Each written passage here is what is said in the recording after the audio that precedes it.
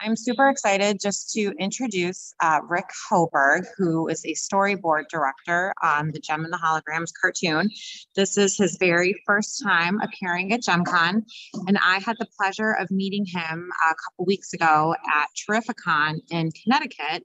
I happened to go to the show with a friend of mine, and I saw that he was on the guest list, and I scouted him out and started talking to him, and he said that he didn't remember working that much on Gem, but I said, according to his IMDb profile, he was a storyboard director for 40 episodes. So he probably had a lot more to talk about than he remembered. And I asked him if he was interested in coming to be a virtual guest, and he said he would love to be. So that was just a little background on how we got him to come here today and be a virtual speaker. And it's his first time working, or first time coming to JemCon, and he has a lot of great stories since he worked not only on the actual episodes, but he also worked on the music sequences as well, and has a lot of great connections with some fellow JemCon alumni. So without further ado, I'm going to turn it over to John today.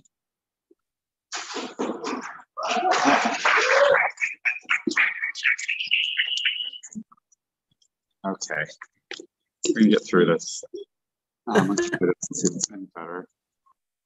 Hey, Rick. Hi, how are you? Good. Okay, so yeah, Rick, you came in. I had a whole idea about what to do with you when we were going to talk about this topic, and you told me that my ideas were not the right ideas about what you do specifically. So yeah, just talk to me about the process. Talk to me about what you did on Gem. When the episodes you worked on were very important episodes. You came in around season 2, so just yeah, take it from there. Well, first of all, I want to clear up something that the previous speaker was saying, because people are given misconceptions about this stuff. And is there something you can do about this lag in my audio? Am I doing something wrong here? Because I'm hearing myself speak. I can just start right.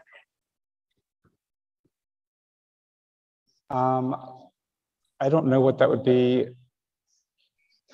It may just be a product of the. Is it bad? Is it workable? No, I can work with it. I just want you to know I may have to stop here and there to if.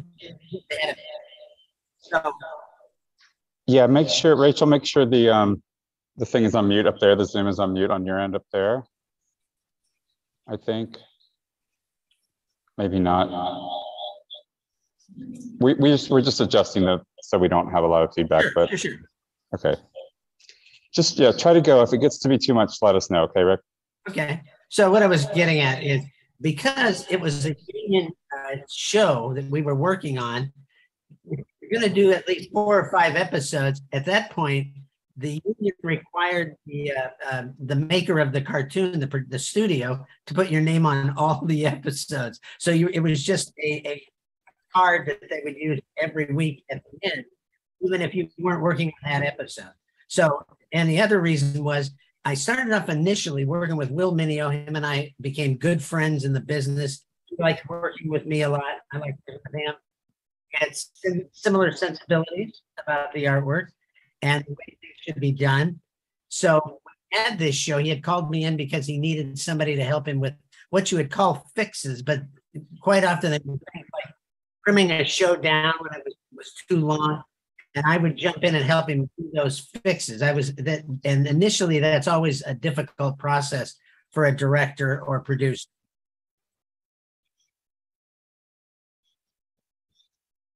So he trusted me to do that, and I came in and worked on a number of episodes, and that's why it's hard for me to give you too much memory of this stuff for me, because I was doing bits and pieces here and there, or shortening or lengthening a sequence that he needed more time for, or he needed less time.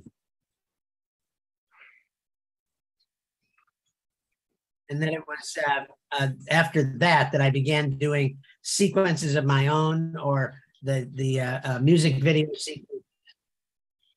So this is basically part of the process of doing it. That's awesome. So do you remember any specific things? I know I sent you some storyboards beforehand to kind of look at, but like around the process of getting things from the script onto what it's going to look like on the screen, and how you directed those things and what you did to punch them up or tighten them up, and the music video specifically. Tell us a little bit more about those things. It's my recollection that Will was teaching a class here in a lot of ways, getting the people that he was working with to reflect his own sensibilities and how he wanted to do this show, because it had never been done before. This sort of, I don't know, you might call it a soap opera of sorts, and it certainly had never been done for American television and cartoons, but they were popular in the media at that point, things like Dynasty and Falcon Crest and Dallas.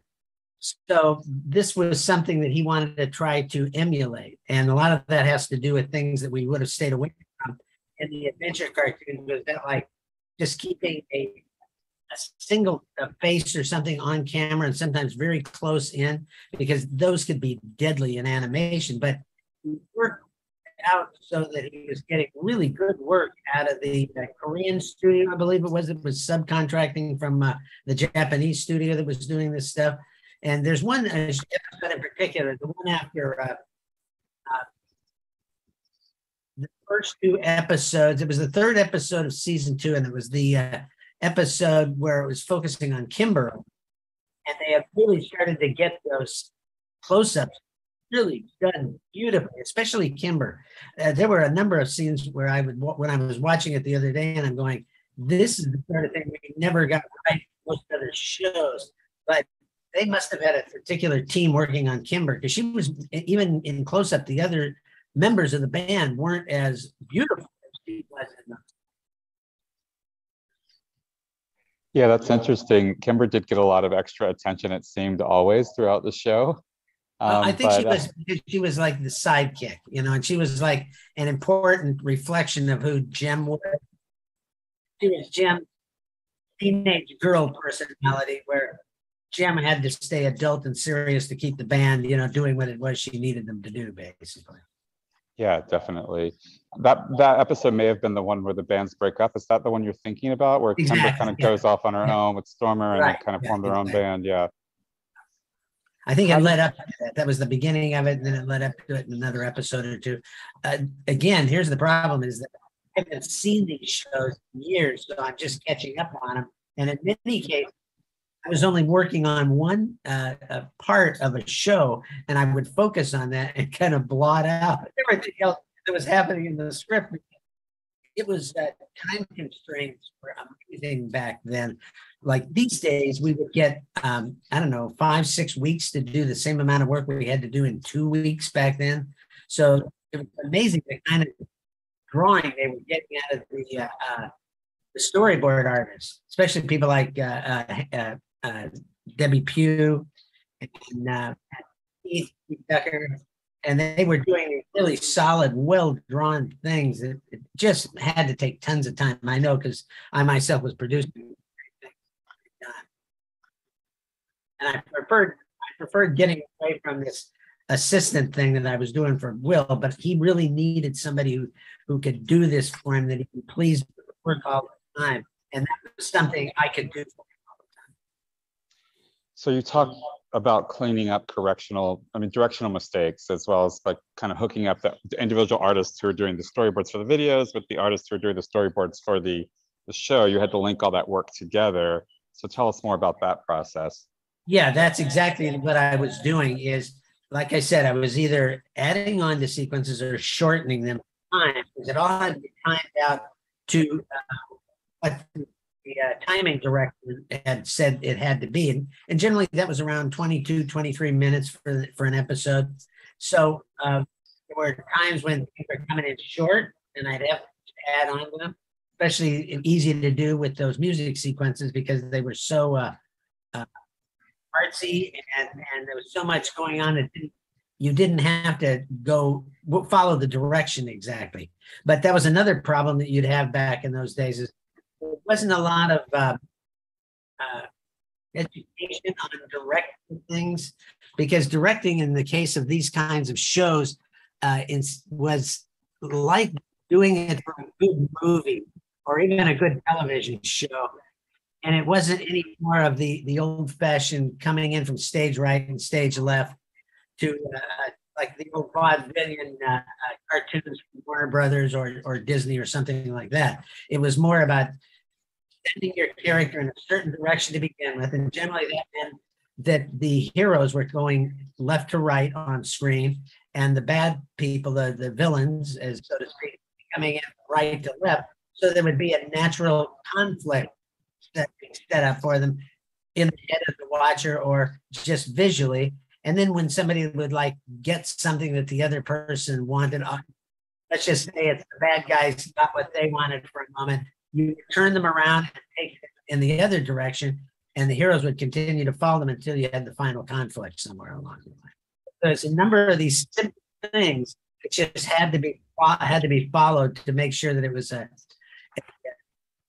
clear and enjoyable experience for the people watching it. A great sequence in the movie that I always go to would have been, nobody here is listening to this remembers probably Bullet, the Steve McQueen movie.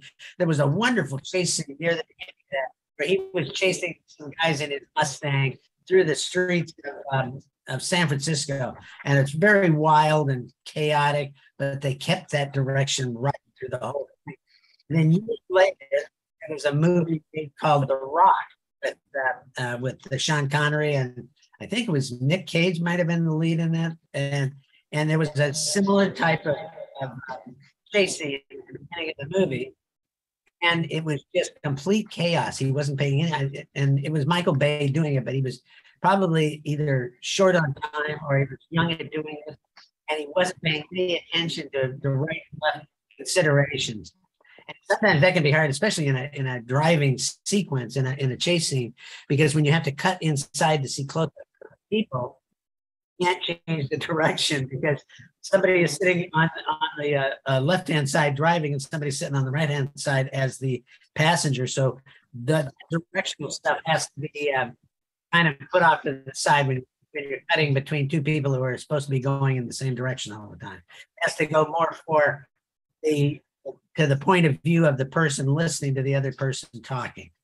I hope that makes sense. If it doesn't, I apologize, and I'm sure we'll be getting a minute or two here to talk about what the hell were you talking about? I didn't understand that at all, and that's okay. Yeah, it sounds like there was some actual just things that are just kind of universal about how action should look on a screen that you were kind of taking care of, and that needed to happen because of the editing process and because of just the way that things make sense to people, story-wise. Exactly. And many people were coming in from, like I said, an old school thinking of these type of shows. The first of those kind of shows would have been like Scooby-Doo and Super Friends and stuff like that. But even they were using old-timey storyboard guys, and they were not paying attention to that stuff. It's important to them because many of them came out of like comic book work and stuff, and you don't really think about that too much when you're drawing comic books because you just have to make that design of the page flow. So it's different, it's a real different composition going on between comics or that sort of thing and filmmaking. Yeah, that's funny. The Scooby-Doo thing, like a lot of times the Scooby-Doo sequences, they would kind of move, when they're doing the montage of chasing the ghost or chasing the villain, they would kind of move back and forth across the screen, kind of some music playing in the background, go like this. Yep. How does that relate to like the Jem action as far as the Scooby-Doo montage sequence? Well, that goes back to what I was saying, the old vaudeville stuff, because it refers to the stage itself. And that kind of staging, we're just going off and on one side or the other. And I'm sure that stage directors were thinking about this stuff because you see many good plays. You go, wow, I don't know why that's so much better than the one I saw last week. And it could be that exact thing. I've seen it on stage myself. I'm always a great admirer of great staging, such as one of my favorites to see. I've seen them over and over again in Wagnerian operas on stage, and they're so elaborate and so there's so much detail. I know there's a lot of people who dislike them these days for various reasons, but it's amazing what it takes to do that. So The Mikado is another one that is always amazing to me, how that comes together so well, but you probably get the top talent wanting to direct it. That's awesome. The good example. I don't know those, but that's a good example. When you worked with Christy Marks, she's going to join us in a minute, and we're going to have a little bit of overlap. But she mentioned some of the key episodes that you worked on, being A Father Should Be, which was the finale of the whole series, Change of Heart, The Stingers Hit Town, Brit Rock, K-Jam, and Talent Search, where they introduced 2 band members on each side. And so these are multi-episode arcs, and kind of connected to be continued episodes. Why is the stuff you do so important for those type of things, to the continuity and telling those stories? Well, I think Will quite often would pick out stuff he wanted me to work on that had more of that kind of content. And so I think that's probably what would intrigue me working wise and stuff. And he knew I liked character work a lot. I wasn't particularly great at it, but in the sense that these kind of cartoon shows, it's hard to get a lot of emotion in the acting of that the animators were doing. So you really needed to do that. Yeah, the act, like previous guest, he's a great example of how you can get great character out of a character not doing a lot on screen, but emoting and doing some really great acting. That's made a lot of series, especially during the 90s. The Batman series comes up, and Jem does come up on that too. And that was earlier than Batman. A lot of this was being done in the head of the audience in a lot of ways. First time I saw it was Johnny Quest, the original show back in the early 60s. That's where, in fact, my mentor was Doug Wildey, who brought me in and taught me storyboard work. Such. And this I hadn't really paid any attention to till he brought it up to me that, sometimes we're working with a character who's not moving or doing much, so the actor has to save your rear end on this stuff. And when they're great actors, they take a lot of time. Yeah, I guess in animation, the voice actors are very important. You kind of overlap with Townsend a little bit, but that acting, to push through the animation and make the emotion stick there, the voice directing and the voice acting was probably key for you guys as well, right? Oh yes, yeah, definitely. And we were quite often not as fortunate to have the dialogue recordings before the animators got them. It was really, those were tight deadlines we were working on back then. But you look back on Jem, as I have been for about a week now. I haven't gotten all the ones that I want to see. And you can see that artwork that in it. I was always kind of amazed at what we were doing there, because I thought sure when he brought me in on it would be the kind of thing where they turn into superheroes or something after doing a show. And I'm going, no, wait a minute. This is all about them being who they are, and synergy, making their kind of the superpower they had, but that was becoming other people in the band, basically. Jem being a great example, her and Jerica. Yeah, ultimately, Christy Marks talks about it kind of being wish fulfillment a lot for women, for girls, and it's a toy line. Ultimately, it's a commercial for a toy line that you're selling, so there's a lot of wish fulfillment involved. But that kind of superhero element is definitely part of it as well. When Christy and you and I connected over email, she referred to you as Ricola. Is that something she used to call you? I think it was Ricola. Ricola. Yeah, it was just a term of endearment.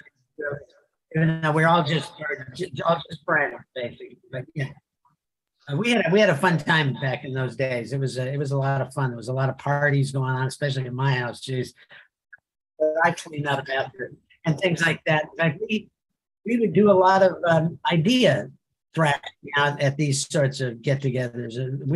In recent time, I was fortunate enough to have a character that I co-created show up in a Marvel movie. The Jane Foster being Thor character was the one that I created for What If, my friend Don Bluth.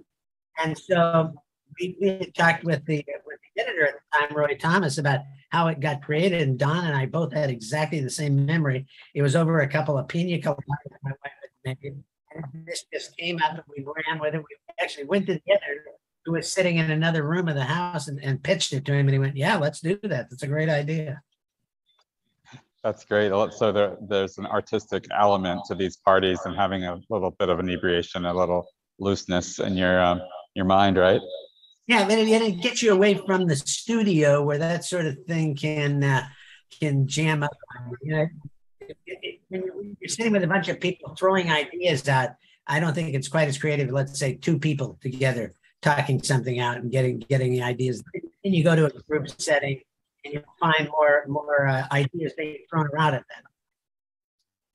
So yes, that's why I think that we all had a wonderful time working on the show too. Although Don wasn't working with Christy and I at Marvel, Spider-Man is amazing. Speaking of Christy, how novel was it to be working with a woman in this space versus with other men? I think that was a wonderful thing. I mean, I'm one of those people who want to see different points of view all the time, and it was the industry was luckily needing talent so badly. You were getting a break fairly quickly in the industry, and that was a real neat thing to have happen. Because Christy, is a good example. She got a chance to come in on Spider-Man and she was like a story consultant on that. And by the time that Jem came along, Hasbro and Sunbow had been working with her, and they just loved her, and she became, I guess you would call the showrunner, head writer. And yeah, she was knowing her. It was just a fun time to be working with her. Yeah, she was kind of the creator, but also story editor overall, and she was the top of the food chain for Jem, definitely. Yeah. I was always amazed that she could write the scripts and be doing that stuff, because it's all just an amazing amount of work. You know, that's why I retired a couple of years ago. I had just gone, that's it, I'm done. You know? I make most of my living these days doing commission artwork and stuff like that. Yeah, tell us about that. I went to your website. What's the website name again? It's Rick Hoberg Story Artist, and it used to be just rickhoberg.com, but somebody stole my name when there was a switch over from one person hosting me to another setup hosting me. Somewhere along the line, there was a lag in keeping that name for me.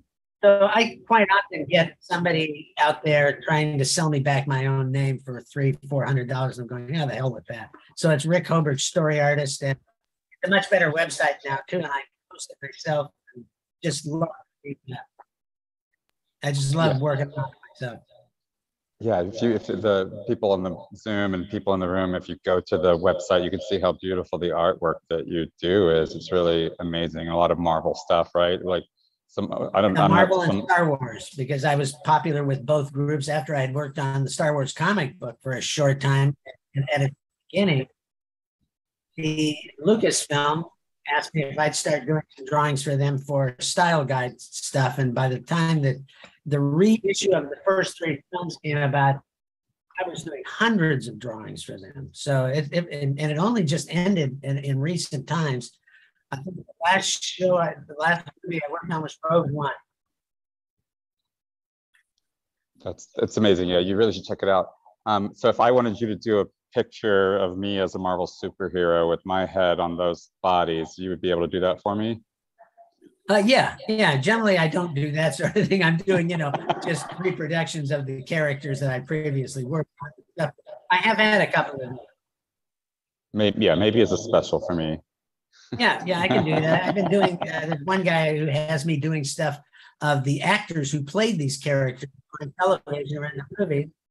And I did a Shazam for one of these guys recently, but it was the guy who played Shazam back in the 70s on the Saturday morning show. And I've done like Batman and Robin, but it's Burt Ward and Adam West. And it was, oh gosh, I can't think of his last name. The guy who originally played Captain America on TV. I'm sorry about it. You guys, somebody there must know the name, So yeah, I like doing those. And they come out pretty well most of the time. It's Reb Brown, they're telling me. Reb Brown. There. Thank you. the audience is on mute, but they know the What answers. you get for interviewing a 70-year-old guy, you know. So what I was looking at the storyboard for now, the music video with the Stingers and the Misfits and Jem all singing together, I found a version of it that was like a rough, it was called Roughs, and it was like the same 11 pages, but they were kind of just outlines. Yeah, and then there's another, yeah, so that's, yeah, tell us about how those relate to and what gets done to those to make the final version, which I also found a version of that. But what do people like you do to the roughs to make them be final? Either change them according to what the director wants, and or it gives the director a chance to look at stuff and know what he wants changed before too much other extra work goes into it. So at that point, somebody would be doing their week's worth of roughs, and then look at it and instruct me or whoever else was helping him at the time to do the corrections that he wanted, and then it would be sent back to the artist for finishing. And that is generally pretty, not a lot of corrections done when you're working with people you've worked with through the series at that time, but it can quite often happen to a newbie on a show. And these days, it's easy for them to do because we're all working in either Photoshop or Storyboard Pro, and that's another reason that it's just so tough to make a living at these days, because they actually want you to finish by having an animatic, we call it, which is actually a storyboard that's put on, it looks like it moves. And that's just a tremendous amount of work. That's why they give you 5 or 6 now instead of 2 or 3, because nobody can do those in 2 or 3 anymore. Yeah, the roughs I saw were very close to what the final looked like, you know, as far as where the frames were, and it seemed like they had a flow and they were just kind of getting it approved. And it, exactly. The final version looked very much like the roughs did, except a lot more detail. And with somebody like me, I just naturally have more of a finished look at my work. I just can't seem to give it up unless I know everybody is going to see exactly what I want them to see. So I have to go in and do facial expression stuff, which stuff you probably saw was just a circle for a head and lines for where the nose and the mouth might be, right? So you were depending on the storyboard that can go around to give you the emotion, what they want, where I felt I've got to get that in there. They're never going to understand what I want. They would, but it was my own ego saying that I needed it. Yeah, some of us have that. Some of us are perfectionists, or just a little bit of OCD that you want to make sure that your vision is saw. Yeah, it's a bit of narcissism and yeah. Workaholism, you know. Anybody online have any questions for Rick? Anything you want to ask? Feel free to raise your hand and come off mute if we call on you. And the same for in person. If you can think of your questions, and we'll come to the in-person people. And we can still talk a little more if there aren't any questions at this point. Does anyone have any questions for Rick?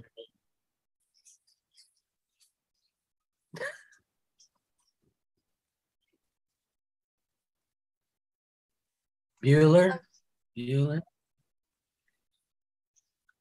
We have some questions in the room, but we have this kind of feedback issue. So yeah, just come over here and ask a question. Okay. Davide, thanks for coming here. We have proof that at least one song was cut after being completely produced, recorded, and fully storyboarded. That was for the episode Island of Deception, and the song is Love's Not Easy. Do you remember any case in which something as big as a full recorded and storyboarded song was cut? Yeah, it could happen. The client that we were working with, Sunbow, was really in tune with what was doing and what was required. So there wouldn't have been too much of that, but it could have had something to do with something that they felt was more holistically a little I don't want to say it just wasn't acceptable to them. That would happen. That would have happened more in the days of the networks, because they were always complaining about this show. Though it would have had to have something to do with the toy line, perhaps, or like I said, something that they just didn't want seen in the show, or that somebody actually might have had a better idea and they had another song that they could drop in there. Because I suspect that because of the way those song sequences were done, you might have had a few that weren't even used in the show that had been created for the show. And that's just my opinion. I don't know that for a fact, but that would seem logical. Does that make sense? It does. Davide, who was here asking that question, he actually kind of figured out a way to animate that storyboard that he found, and I looked at it when I was researching this panel. So he found the undone. It was from the first season before you started working on it, right. Rick. So that specific song, but he animated it, and it's kind of a beautiful thing. I wonder, as far as thematically, Jem in that video has a rifle that she kind of hits a pirate with. So maybe that was the thematic thing that they had a problem with, and the reason they cut it. That could be, although Sunbow was the same people we were working with when we started doing, well, the whole thing got started because of G.I. Joe. And G.I. Joe actually gave us the very first opportunity we had since the 60s. And I wasn't around working during the 60s. But we could actually do what you consider real violent action, because we had never been allowed to throw punches and hit people, not even slap people, nothing like that. So by the time we did G.I. Joe, there was a lot of what you consider violent behavior going on. But if you're doing it in service to the story, it can be quite necessary to get the impact you need. So could be the fact that Jem was considered a girls' show, and they wanted to be cautious with that. I don't know. Yeah, I heard something about She-Ra, which was a couple of years prior to Jem, and that because it was a female property, She-Ra had to kind of mesmerize people and do flips on the screen and jump backflips. It wasn't like she couldn't do anything like He-Man could do that was more actively, directly violent because of the female property. Well, I as I recall, He-Man didn't have much violence in it. It was a lot of running around, but that's what they considered action back in that period, was people chasing each other, and things like that. So there wasn't a lot of actual physical conflict. So we have a couple questions in the chat. Ellie, you want to come off mute and tell us where you are from and ask your question? Hi, I'm from west coast of Florida, Tampa, and my question is, Rick, actually I have two questions, but I'm trying to pick one. All right, I've chosen my question. Who was your favorite character to draw, if you had a favorite character to draw? Well, to be honest with you, I liked all of the holograms and Jem. They were really enjoyable to draw. There was I didn't really like drawing the what was it, the Misfits? Yeah, they were always too hard edged, and they were unpleasant to draw. They just were, where characters like Kimber and Jem and the girls in the always had really lovely outfits they had created for them and stuff like that. And they were always much more feminine. Fun for me to draw, because I never got to draw much stuff like that. Where the Misfits were always hard edged and, wearing bad girl stuff. So it was just that there was not one in particular. It was fun to draw because it was a new property to me. So I didn't really understand really who they were until I started seeing the shows, and then I was going, oh, I get this more. Yeah. Nice chuckle from the people in the room to that, by the way, about the Misfits. Oh yeah. Yeah. Back in that day, they were like Pat Benatar as opposed to I don't know, Ladies from Fleetwood Mac or something like that. Right. Miranda, I see you have your hand raised. Hello. First of all, I just want to thank you for coming. Thank you for being here. It's always interesting to hear about the process from different people and different points of view. I was just, thank you so much. I was thumbing through your catalog of work, and it's beautiful, by the way, excellent artwork and amazing comic book work. And I was curious what the difference is in the process between working on cartoons and working on comic books. Is it a completely different ballgame, or are there things that cross over between the two? The one thing that crosses over most, and one of the reasons I got into the business so easily, I slid in at a point when they, guys who could draw realistic things and draw with a reality that was nothing like the shows that I initially was seeing, such as the barbaric type stuff. But it was really fun to be able to draw both, because the difference for me is a thing of working in real time, as opposed, which is the filmmaking, as opposed to comic book work, which is in design. So you don't have to worry about changing direction on a character. And a great example for me would be one of those classic things where a character like Spider-Man, who you know is moving very quickly, is leaping across the panel and he's saying 4 or 5 lines of dialogue as he does it. And in a film that would never work, because it would take way too much time. So it's the difference between time and design, in my estimation. And they found ways to make Spider-Man wonderfully filmed. He's just one of the best things that ever was created to be made to go on film. I always was amazed when they were making the film in the early 2000s. So that's the difference for me. But compositionally, you have an advantage if you've been drawing comic books, because you can always find a way to make a composition work.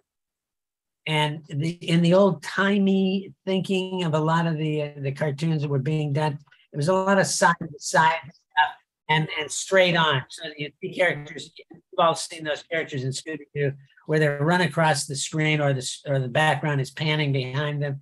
But we were trying to introduce things like down shots and up shots on characters when there was something dramatic going on. And there was a lot of argument between like myself and other directors who've been around for a while, but they wouldn't think this stuff would read. I'm going, yeah, but Alfred Hitchcock has been doing this sort of thing for years, and it always pays off. One of his things that I always loved was his God shot. And the God shot would be something like, there's a great one in The Birds, where the town has been attacked by the birds, and you're seeing it from just close-ups of people who are in the movie. Then Hitchcock cuts to a down shot on the town, and you can see that the gas station's on fire. Things are people are in trouble over here, and it's all this chaos. And he just goes back up in the way, like what you would say is God not caring but watching. And then the birds start to circle in from outside camera and down toward the chaos. And that to me is just the best kind of storytelling. But we would call that a God shot, but it's an uncaring God. And it doesn't have to be your God. It could be Zeus or whoever, but that's what he would call it, basically. And shots are really great when you've got something really dramatic doing with a character, or they're saying something dramatic. It can be anything from an impactful line from a hero to his or her compatriot, or it can be a villain line to somebody. Those upshots are really, really fine for that sort of thing. So it took us a long time to get everybody to do it, but by the time the 90s came in, we really had that down, and you can catch it in the Batman TV show. And Jem had a bit of it, because they really used those extreme close-ups. And like I said, Kimber became something that obviously the animators loved her, because they really gave her all the sweetest animation, basically. So I hope that answers your question. It did. Thank you. Very interesting. Yeah. Thank you. My pleasure. So where are you coming from, Miranda? We miss you. Oh, sorry, I forgot to say that part. I'm in Kansas. Yeah, we miss you too. Couldn't make it in person this year, but maybe next year. So glad to have the virtual experience. Yeah, exactly. thanks for being part of it. Yeah. Yeah, so Rick, I think it's something that the point that you're making is so great about the dramatic impact that kind of goes across vaudeville, cartoons, cinema, opera. I love that connection you're making. This kind of this universality of what makes things good and dramatic. Anything else you want to say on that point? Well, I just think it's good to be fully educated if you're going to do these sorts of things for a living in all sorts of media, not only your cartoons, but but anything else that has to do with it, you know, any kind of movie making, especially that relates directly to what you're doing, and what sort of material you're working on. And you also should be involved, if you can, seeing an opera here and there. I don't, you know, I personally don't even have the money for it. It's so expensive. It's a wonderful medium, and it's one of the most creative I can think of. But stage also is really great that way, to see people on stage live and what's going on and how things are created. That's really fun. And the tricks of filmmaking can be among the most fun things to do. There's many times where we borrowed tricks from the old filmmakers that, because they couldn't do something well, they would do it off stage instead. And it really works well. The offstage death of somebody or attacking somebody is always great. Somebody like walks off stage and the others look and they go, "Oh, the poor devil," you know. And it's the sort of thing, your brain can do that a lot better than showing it on film. Those are the sorts of things I really like, are the old fashioned tricks that even Spielberg still uses them today because they're so fun, and that they're a part of filmmaking that you really can't get anywhere else. Yeah, something about the mother of invention, right? Kind of necessity and budget being kind of something you can be a little creative about, whether you do things on screen or not. Yeah. And you can find that a lot of times is in older films, 30s and 40s films, because the 30s and 40s are among the most inventive times in film. They've been making good films up to that point, but then it exploded into a medium that was being used for so many different things, and they'd have to find ways to sell them and make them look good without the money to do them or the ability to do them. I can tell you, one of the things that was most fun for me back in the day is I used to love dinosaurs. I still do. I think dinosaurs are just fascinating. And one of the first movies my dad ever sat me down to watch was JemCon. It was on like our local station in LA, because I grew up in LA. And I'd been enjoying dinosaurs because there was little toys you could buy and stuff like that. My mom bought them for me. But seeing JemCon, I went, "Oh gosh, this is real. This is happening in real time and stuff." And so I became a fan of his work. I went and saw all of his films or watched them on television. And then I remember going to see Jurassic Park for the first time. And I literally was overcome with emotion in that first scene where they see the Brachiosaurus feeding out of the tree and stuff. And I went, "Wow, they really did it." You know, amazing. They brought them to life and they're real. So those kind of things are really fun to experience in film. Yeah, definitely. This technology goes further. New things you get to see things done newly, right, in a new way. Right. Yeah. As far as the differences between the videos and the storyboards for the script part of, you know, the words of the thing, how do those two processes differ as far as how you approach them artistically? Now, by video, you're talking about the final film? More the music videos, like, so there'd be a song. Yeah, the song versus the story. Well, with the videos, there was one in particular that I did that I was trying to find, and I just could not locate it. It was a sequence of 1940s dancing and most of the jitterbuggers and you know, because the jitterbug was the big deal during the swing days. And I did that because Will knew how much I loved swing music. And it was just really a total joy to work on. And I could go back and emulate a sequence in Disney's Make Mine Music. It was an old Fantasia-like offshoot that they did, where they just took sequences of music and animated to them. But they had this whole sequence with jitterbug dancers, and it was stunningly great to draw. So these sorts of things, these videos, they can allow for a lot of artistry, and you don't have to follow a script. It's given music. Yeah, I remember that one standing out. I think it's called Making It Happen is the one you're thinking of, probably. It having had that jitterbug vibe. Is that, yeah, I'm getting some confirmation from the audience too. So and that's in the which episode is it in? They're going back through time in that episode, right? Is that Journey Through Time? Yeah. Yeah, so they go back and they're in the 40s. They're like, they've gotten a time machine. The story makes zero sense. Like there are dinosaurs involved as well. So you definitely were involved in that one. I'm going to love it then, you know? Yeah, Journey Through Time. They're in the Renaissance. They're in Victoria. They're in Vienna. For And Mozart. I just didn't go far enough in watching them at this point because I can only get 2 or 3 in here and there because it's just my life is more hectic these days than when I was working for a living. So. Yeah, you should check it out. I wish we could show you on the screen. We might be able to pull it up during Christie's when she joins.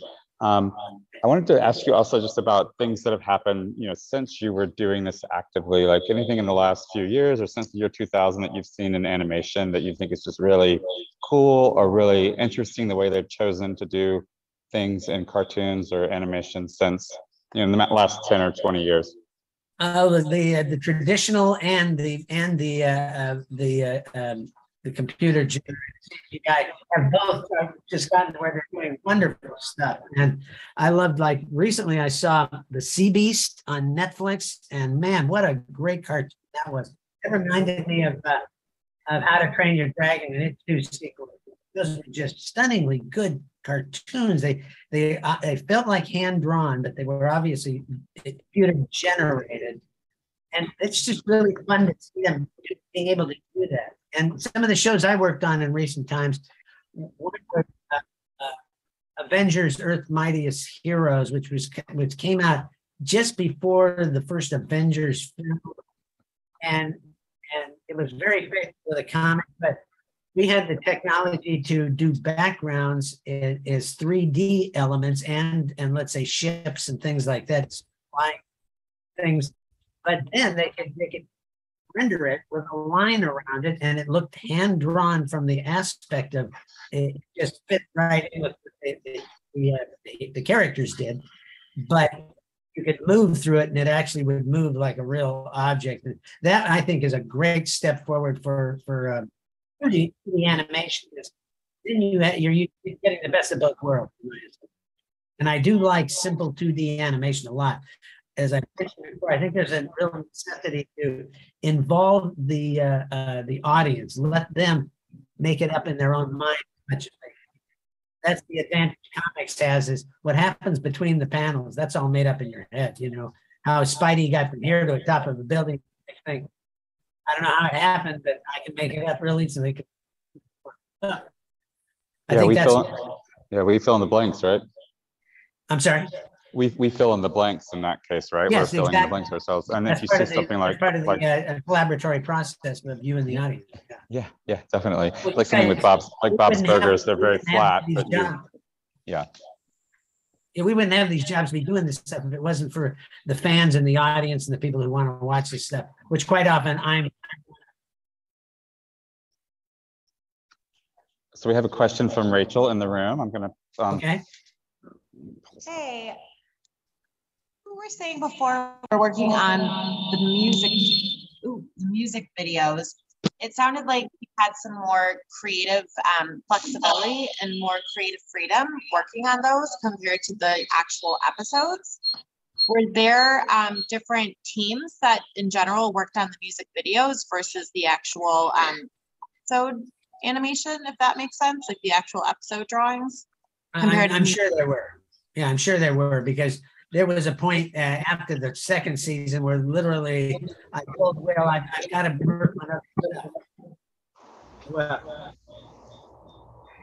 and so I basically said, do you mind if I just do the videos, the music?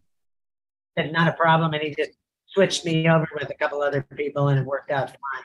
But yes, those were really fun to do, and they took a lot less thinking out technically and more just having fun with images and things you could move from one sequence into the next, just artistic flow, so to speak. I saw Amy had her hand raised online. If you saw the question, Amy, feel free to come off and ask it. It wasn't so much a question, just as like a comment, because one, I love that you mentioned the birds in Hitchcock. Like, that was awesome. Thank you. But the other thing was talking about the off-screen off-screen deaths happening, like coming back.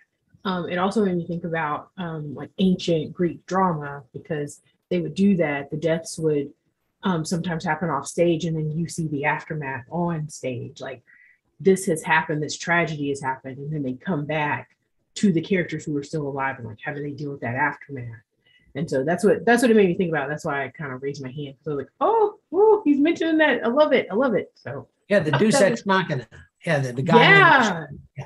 Yeah. You have the God, machine, God, or machine of the gods. Like, quite often somebody would fly off or be dragged off through the air. Yes, like people working behind the scenes who were running a machine, so they called it the God in the machine. Yeah, that's right. That's right. Like in Medea, after she does what she does, she flies off in a chariot that's brought to her by her like grandfather or something, but he's literally a god, and so she escapes after doing her dastardly deeds.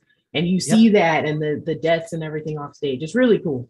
But yeah, I like how even though that happened in ancient times, we still see some of that drama, the stage work and all of that. We still see it in the storyboards. We see it on Broadway. We see things like that still happening in present day and like still applying. Yep. I think that's it applies to shows like Wicked and all of those kinds of plays that they're doing now. Yeah, it's most definitely. So timeless stuff. Love it. Thank you so much for your work and your contributions. We appreciate you so much.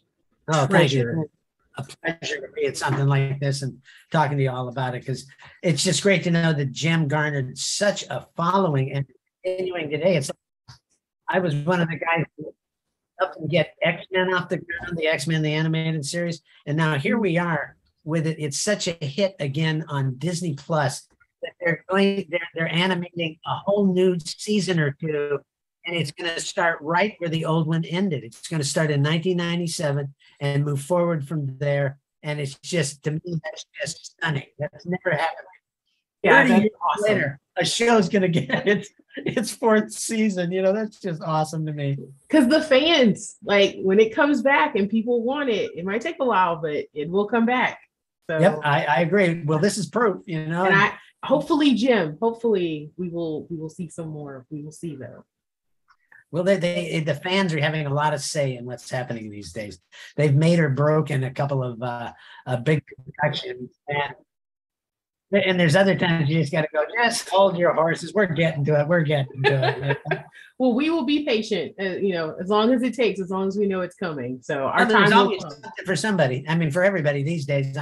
I'm just stunned right now after the first two episodes of The Rings of Power, because it's everything I thought it would be, and now I'm going, oh my God, this could be better than Lord of the Rings. It's so well done, and they're doing such great story. And it's the same, a lot of the same characters are in it because they're immortal characters, so it's just wonderful to watch, wonderful stuff. And it's nice to be a fan of that stuff my whole life, and they're totally getting it right. That X-Men reboot is apparently using a lot of the same voice actors too, a lot of like picking up where the story left off, but also using some of the same story people and the same voice actors. So that's what's so exciting for us as Jem fans, that could be possible for us. Larry Houston is going to be a consultant on it. He was the main director and producer of the show, and he's there he's just becoming a star in the world of cartoons and animation right now. And it's just great to see they're bringing back all the people they can. They've lost a couple of them to deaths in recent times. Cyclops, the guy who played Cyclops, passed away, and there's one or two others that have passed away as well. Really, like, you go, wow, we did get old here, but we still feel youthful. Like, who was the guy who was on just before me? I know him. I just can't think of it. Townsend Coleman.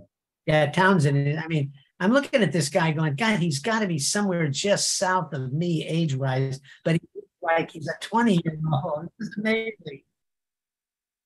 He's got that ageless spirit a lot of us have, right? You feel like your body changes around you, but the mind is still very young and very free and youthful. So I think it's possible. Oh, it is. Yes. Yeah. So our showrunner, Fountain of Youth. Yeah, just thinking young and being happy, finding your happiness and celebrating happiness is really important. I think so. So I think I wanted to see Christy Marks is on now, I believe. Christy, you want to say hey? All right. Hey, Rick. Hey there. Hey, Christy, how are you, kiddo? Good to see you. I'm above ground, and that's saying a lot these days. Well, you're a busy girl. You're driving all over the place. What does it take you? 200 miles to get to the doctor's office or something? Oh, God. Yeah, it's a 1 hour drive down a particularly treacherous mountain road. So, Oh, I'll bet. Yeah. it's one of those roads where they're just continuously having head-on collisions for some reason, Yeesh. bad drivers, distracted drivers, what have you. So we wanted to close out the session asking you a funny story about working with Will, or working with Keith, or working with Christy now that she's on. Do you have any funny stories about working with any of those folks from back in the day? Well, we were always doing stuff, but there really wasn't anything while we were working on Gem, because Gem was a bit of a grind for me, because I was working on other shows too at the same time. They had me working on Defenders of the Earth and other stuff, and I was freelancing outside just to make as much dough as I could at that particular time. So, and we're also spread out. We're also far away from one another. Yeah. It wasn't like we were all together in the same place either. We weren't working in a building together, and I was living way up in Wrightwood, which is a little ski resort town way up in the mountains. It took an hour and a half to get to LA from Wrightwood. So, I was sort of a hermit up there in my mountain abode, and a lot of you guys were down in LA, and somebody was back in New York, and writers were all over the place. And so it was a very scattered kind of an experience. Although here's a fun story. Rick and I met early on, like well before Gem. Mark Evanier founded a group called the Comics Art Professional Society, CAPS for short. And I had I think I had just sold my first comic book story at that point, so I was able to join the group. And that was where I got to know a bunch of really good people like Rick and Don Glut and Sergio Aragonis, Mark Evanier. Just, tons of really amazing people in the comic book field. And so one night at a party, Rick and Don Glut and I and Roy Thomas were at this party, and Roy opened up the idea of us doing a what if story. And so Rick and Don and I went off into a corner, and we worked out all of the beats for this what if story. What if the Fantastic Four had different powers? Remember that, Rick? I'm sure you remember. Oh yeah. That was my first big book at Marvel. Yeah. Yeah. So that was like a break for us, and Rick and I got to know each other really well through comics, even before animation. So. And we continued that relationship at Marvel, at the Marvel Animation Studios. Yeah. Yep, absolutely. We both ended up working at what was originally DePatie Freeling and then became Marvel Productions, and working with Stan on the Marvel properties and all of that. So Rick and I have this wonderful history going back. And what's your nickname for him, Christy? Oh, I was just calling him Ricola, but that's just something I came up with. Yeah. he remembered. Names probably called me along the way too. As part of the special crossover edition, before we formally introduce Christy and start her session, I just wanted you, Christy, to talk about a little bit about, I think we were calling you in the previous session with Rick, we kind of said you were the showrunner, you were the creator, and you kind of ran the whole show. And how did your role in Gem relate to the stuff that Rick did? Well, that's kind of ties into what I was saying before, is because we were all so separated in distance. And of course, this is before the internet as we think of it today. There was an internet that existed, and thanks to Steve Gerber, I was actually submitting some scripts, and we were doing some communicating through the really early crude versions of what you would now think of as the internet. So